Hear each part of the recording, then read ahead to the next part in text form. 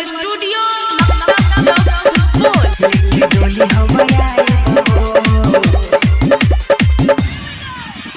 डोली हमारा कंचन राज हाजीपुर वैशाली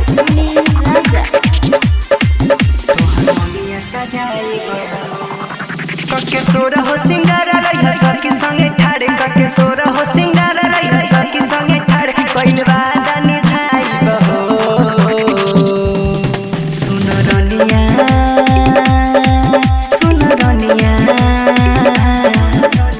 अरे सुन हो लेके डोली हम आई बहो तोहर मोगिया सजाई बहो लेके डोली हम आई बहो तोहर मोगिया सजाई बहो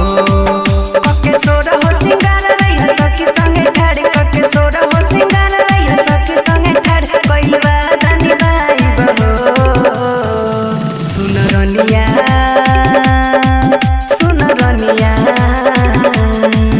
अरे सुन हो लेके डोली हम आई बहो तोहर मोगिया सजाई बहो लेके डोली हम आई बहो तोहर मोगिया सजाई बहो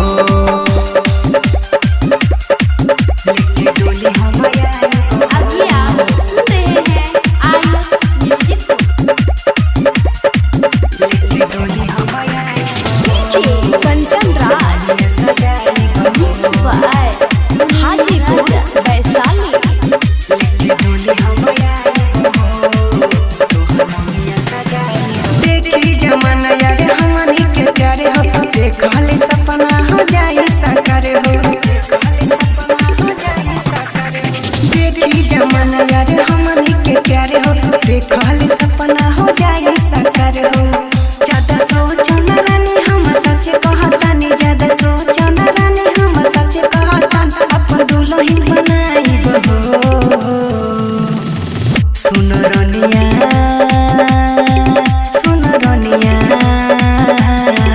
अरे सुन हो लेके डोली हम आई बहो तोहर मोगिया सजाई बहो